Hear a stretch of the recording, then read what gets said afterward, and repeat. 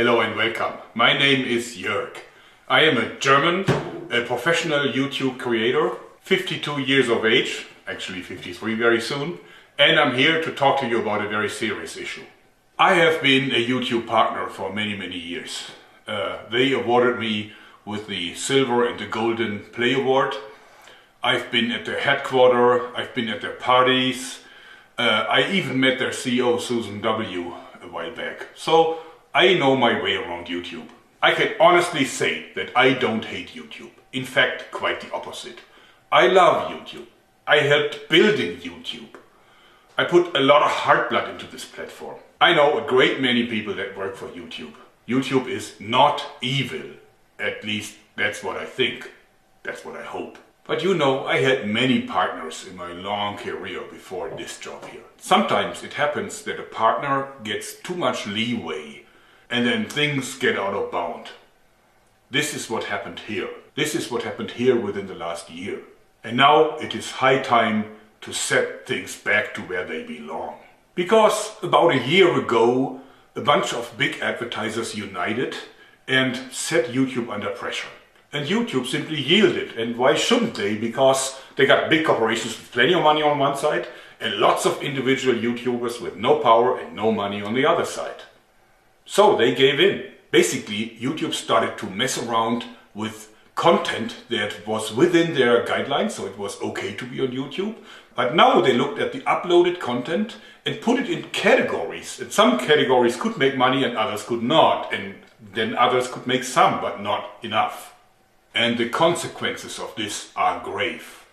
Massive demonetization. Bots given power over humans. Bots demonetize. Bots delete, bots issue strikes, bots even ban YouTube partners, kicking out all of the small YouTubers, taking away parts or even all of the income from long-term partners and giving all of the cash to the content YouTube, not the audience, likes, censoring by uneven distribution of funds, discrimination by categorizing completely different videos into the same group, total intransparency, sudden change of rules and values, community guidelines that are softer than a sponge and more elastic than rubber.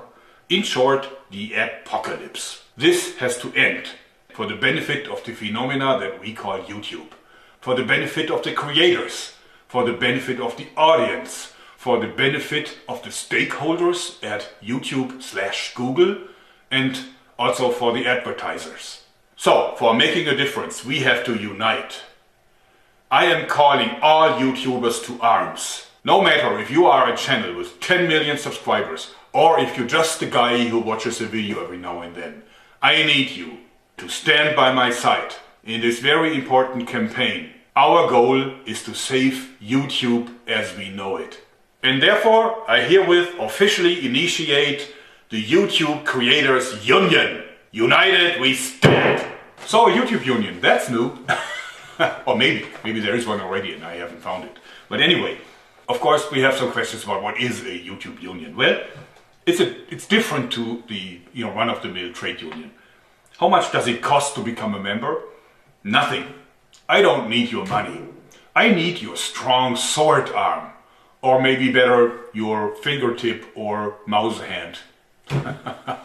How do you join? Well, it's very simple. You simply join the Facebook group and you find the link down below.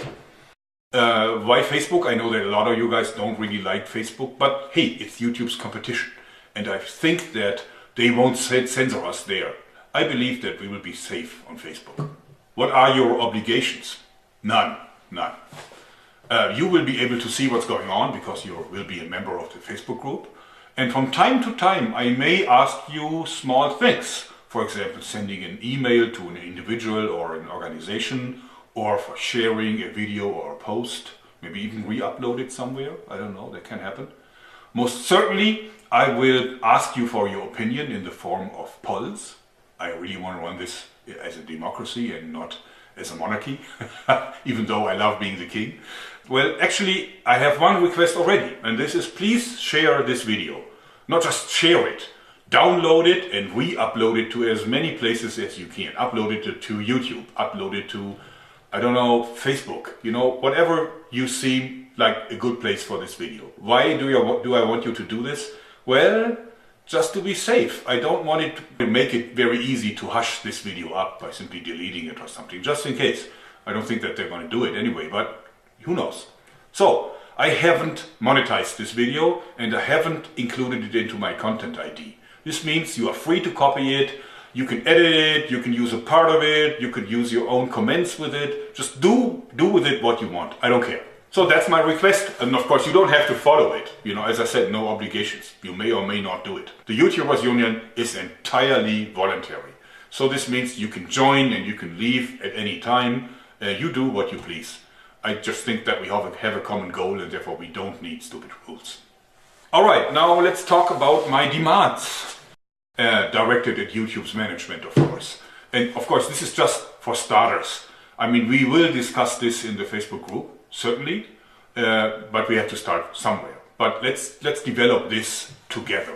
But here is my points. First of all, bring back monetization for smaller channels. I mean, in my book, you know, we need to have fair chances and we need to have a fair expression of opinions. And therefore, bring them back. It was unfair to cut them out of the monetization system, even if they weren't making a lot of money. They were hoping to make more money. How can you take away people's hope? So stop that. Yeah, stop it. Stop it and remonetize these channels. Stop letting bots decide whether or not you delete a partner's channel. You can't seriously do this. These are verified partners. They have been working with you for years. And just because some people file complaints for whatever reason, your bots have the power to delete them. That can't be.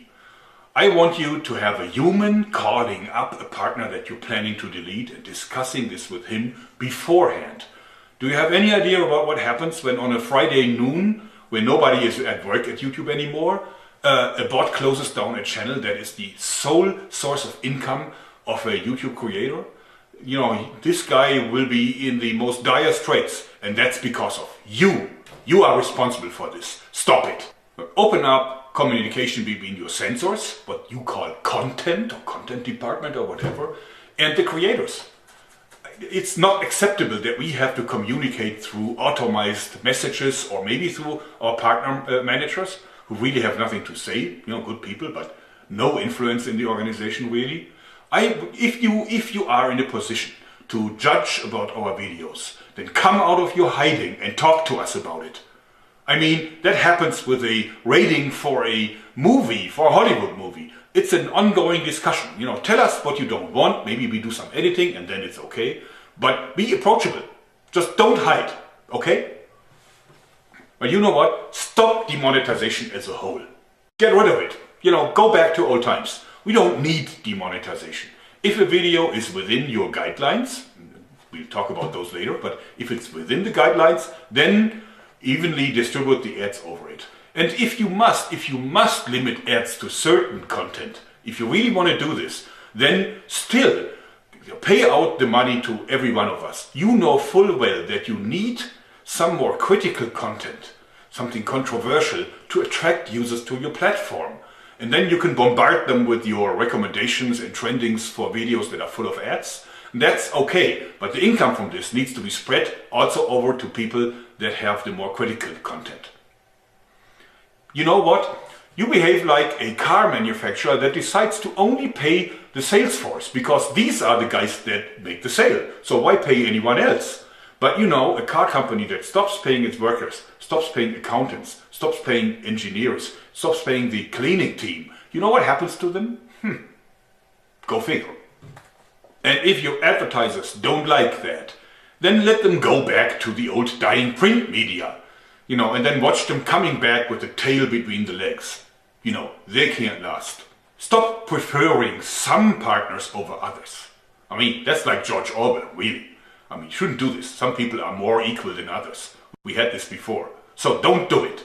You know, stop your preferred partners program. Treat every one of your partners as an even partner. May that be a small partner, maybe a big partner, where you have content for kids, or maybe have contents that are more critical, like news or religious debates or whatever. They're all creators. Treat them the same way. Then your community guidelines. Of course, it is okay to have community guidelines for what is allowed on a platform and what is not allowed on a platform. I don't want to see beheading videos on YouTube, certainly not. But be clear about it. If I look at the community guidelines today, that can be all or nothing. I mean, it gives you complete freedom to decide whether or not you want a video. You can always, direct people to this kind of spongy and really soft set of rules that no doubt some fishy lawyers have composed for you. Get rid of those and give us clear examples of what is okay and what is not okay, so that we know what we can do and what we can't. So, to sum it all up, here is my clear message to you, YouTube management. Start of message. Our original agreement was like this. We make videos and we bring in the views. You provide the infrastructure and bring in the ads. It's simple, isn't it? We creators, we do our job. We are making the videos and we bring in the views. Now you do your job too. And just your job. Bring in the ads so that we get paid. And don't do anything else but that. Don't go into politics. That's not for you. And keep your nose out of our content. That's our content. It's not your content. Understood? Come on. It ain't that hard. You can do it. So, pretty strong demands. How we will get YouTube to give in to those. Which ultimately they will be good for them. Because I believe if they follow them, their platform will be more successful. I think it's mismanagement what's currently happening. In any case, we'll convince them by hitting them where it hurts. Publicity, reach, and money. First of all, we have to gather some strength. Strength is in numbers, specifically for a union. Once we have achieved that, and I'm hoping that it will be quick, once we achieve that, then we will be able to apply pressure. I guess that the press will be interested in our campaign, and it is high time that the world realizes what is going on behind the scenes of the world's one and only free VOD monopoly called YouTube. And then we can approach the decision makers at YouTube itself. It's not that hard. If we gather enough momentum, if we have enough backers, then they will talk to us. Look at Logan Paul. I mean, he's like having, I don't know, how many, 10 million subscribers or something? It's not that big really if you believe how many subscribers there are in total. But Susan W. directly dealt with the issue. She will deal with us too, hopefully. In the future, we will raise so much stink that they will end up, talking to us whenever they want to change anything. They will come to us and talk to us and convince us that this is the right thing to do, so that they can avoid one more PR disaster. This is what happens at big corporations these days. Want to change anything? Let's talk to the union first. That's routine for them. It may sound hopeless to you, but it isn't. Unions work. Without unions, we would still have 12 or 16-hour days, 6 of them per week. Unions prevented open rebellions in many countries, probably including Germany, simply because they made the workers happy.